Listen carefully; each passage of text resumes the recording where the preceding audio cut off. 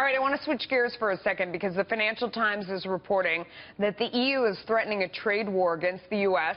if President Trump imposes tariffs on steel. Jillian, this is an interesting point because, I mean, he's against steel dumping, as he calls it. Although in a lot of ways, it benefits a lot of Americans. You get cheaper goods as a result. Yeah. I know it's bad for steel workers, and that has been a big point of his campaign.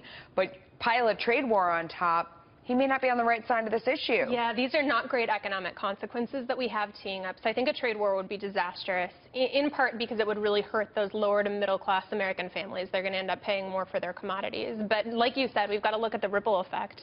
American steel is already so much more expensive than other steel. That's going to hurt not just the steel industry, but all of the industries indirectly affected by steel. Yeah. So you're talking about a lot of economic shrinkage here. Yeah. Bob, what do you think? I mean, I think that on the campaign trail, all candidates talk tough on trade. But Trump is definitely continuing it now as president. I think this one could really backfire on him as far as prices that consumers pay. And then this is obviously a direct shot at China, but other nations like Japan could get hurt. So I think this is him talking. I'm not sure he's going to quite pull the trigger on this. Yeah. Well, Bob, I got a little bit of an issue there. I do agree with both of you that it involves terrible economic consequences for the U.S. But remember what Donald Trump did. He made this promise because he was looking to prop up Ohio, Pennsylvania, and Michigan. And these are the very blue-collar voters in the working class that put him into the White House. This might not be the right move in terms of trying to boost their output, particularly with steel, but he has to find another way to make the upper Midwest economically viable for those people. Okay, but Ford, I mean, it could be a negotiating ploy like everything else. I mean, when he was talking about launching a trade war with China during the campaign, I, for one, never really believed he was going to do that. I did think it was about trying to muscle North Korea and using that trade war possibility with China to get them in line to help with North Korea. Do you see another play in here? Is it part of a negotiation?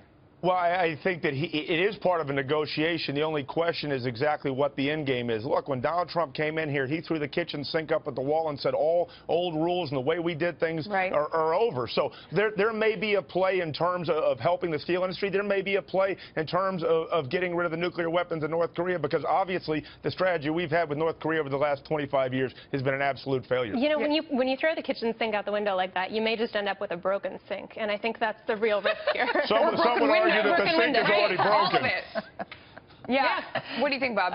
Yeah, I think, I mean, you think about NAFTA. He talked tough on NAFTA, and then he said, I'm going to renegotiate NAFTA, as Obama did, but he really didn't. And now he's negotiating. So to Ford's point, I think a lot of this is a negotiation. He loves negotiation. He wrote Art of the Deal. This is how he governs. Yeah. I'm going to be contrarian on this. I actually think that's been one of the things that he's been most consistent about, talking about protectionism, talking about trade policy, talking about trying to work it to the American advantage. I think to the extent that we've seen a policy that he's been coherent and consistent upon, this is it. And I think there's real potential for it to backfire. There is, because, I mean, you're just going to end up making goods so much more expensive for everyone, including the people you're trying to help. I mean, he's trying to keep steel workers in a job, but at the same time, if the cars that they are buying and the homes that they are buying that have steel beads inside of them are that much more expensive, I don't know. I mean, this is like economics 101. Yeah, absolutely. And I'm taking him at his word on this. I don't think that he's being coy. I don't think this is a negotiating tool. I think this is something he genuinely believes. But if you look at how the U.S. has I guess, operated at an economic disadvantage every time we take this strategy. Yeah. I think history speaks pretty loudly about what to expect. But Ford, I agree with go ahead. Go ahead, Melissa. No, I was going to say, it doesn't mean parity in terms of steel price. I mean, maybe it means we're just getting closer. He's accusing other countries, especially Canada, of dumping. I mean, maybe it just means that there's some middle ground here. Am I grasping at straws?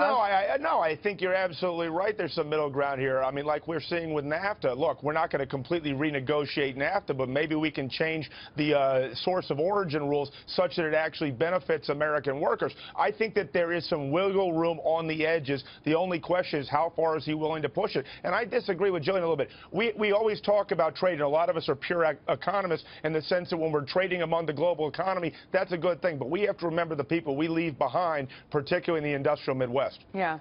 All right, guys. Thank you.